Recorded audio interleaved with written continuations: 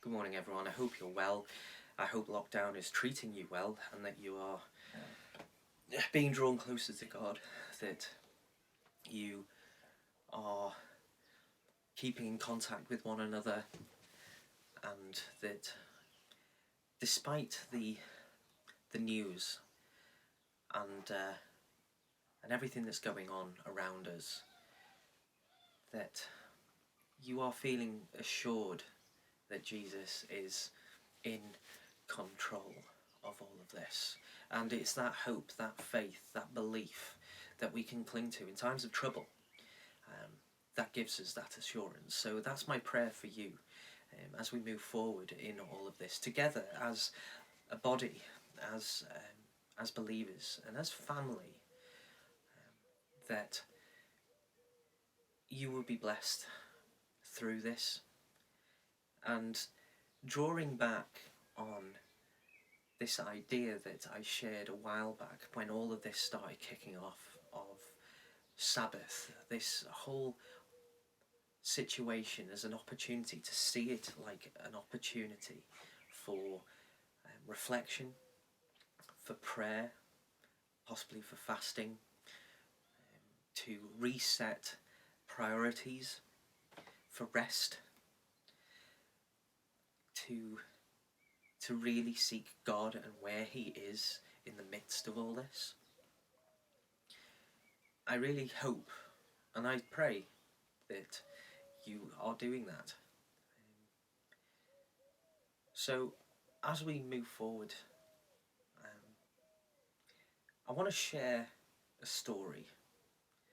This isn't a new story. This story was told me a good few years back now, but I think it's profound. And it's a story about an old man who was a religious teacher. I mean religious, he was a teacher of who God is, of what God is like. And he was walking along a road and he was reciting the texts that he'd memorized and just being alone with God. And he'd been doing it and he'd been walking and he'd lost track of time, and he came across a wall. And on top of that wall was a guard. And the guard called out from the top of the wall and said, "Who are you? And what are you doing here?" Now, the old man, stunned and a bit shocked because he wasn't expecting it, calls back. He replies and says, "What?" The guard on top says, "Who are you? And what are you doing here?" Now the old man, sort of taken back by the question, thinks to himself, takes a few moments to himself and really ponders that question. And he calls back. And he calls back and says, "Who are you? And what do you get paid to ask me those questions?" The guard, probably more stunned by the reply, shouts back and says some figure. Let's say £1,000 a month. The old man goes, "I'll pay you twice that if you stand outside my door every morning and ask me that same question every morning. Who am I? And what am I doing here?" I think that's an amazing story because it leads me, if I'm reflecting on that story, is who am I in this current situation? Who am I in the midst of all of this confusion, chaos, and isolation? And the next part of that question is, and what am I doing here? Who am I? And what am I doing here in this moment? And the question I extend it to you. Who are you? And what are you doing here? Now you may be thinking, well, I am who I am. I have this identity. Your name, your age, your gender, your job. And what are you doing here may seem a bit of an odd question at this particular point in time, because there isn't really much we can do. We are on lockdown. We've got to look after ourselves, and to some extent, which is very limited, is look after those that are close to us.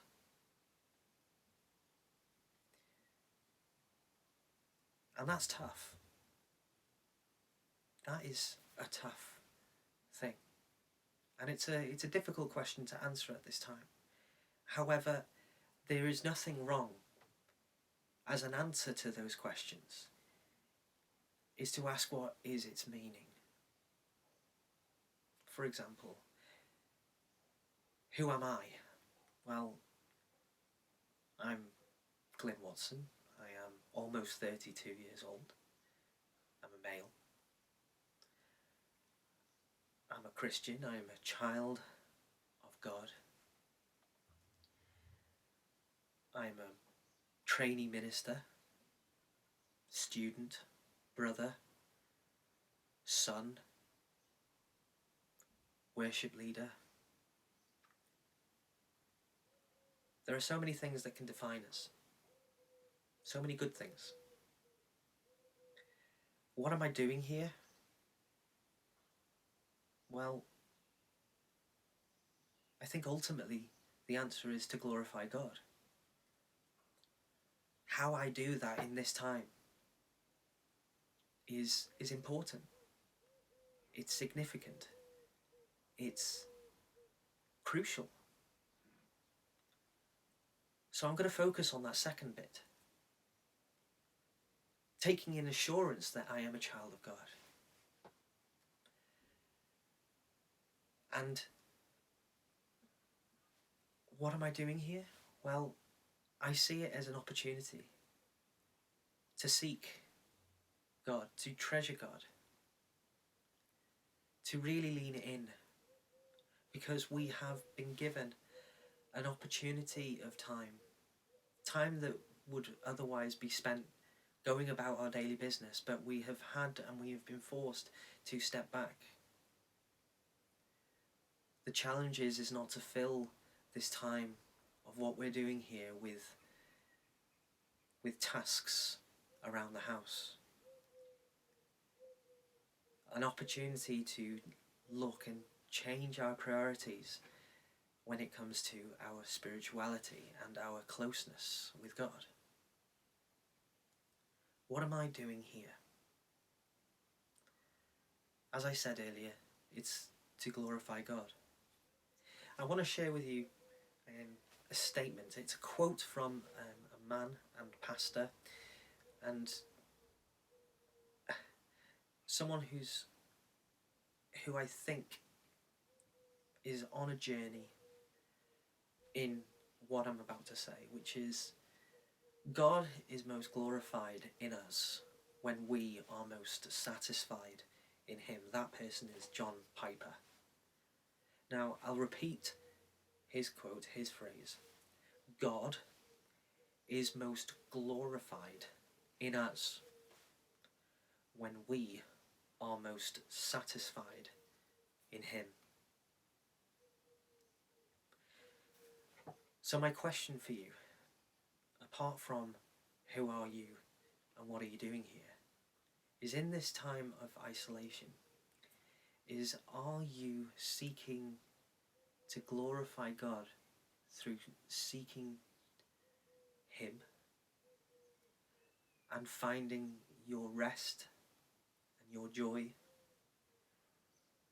and your complete and utter satisfaction in Him. And Him alone. Very simple reflection. And I'll leave you with the comment again. God is most glorified in us when we are most satisfied in Him. Are you satisfied in Him? Do you desire Him above all things? I'm going to leave you with that thought. Bye for now.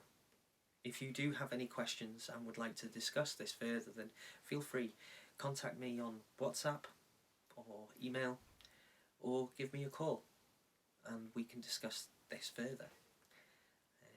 Or start a conversation on the group WhatsApp. So again, bye for now. God bless.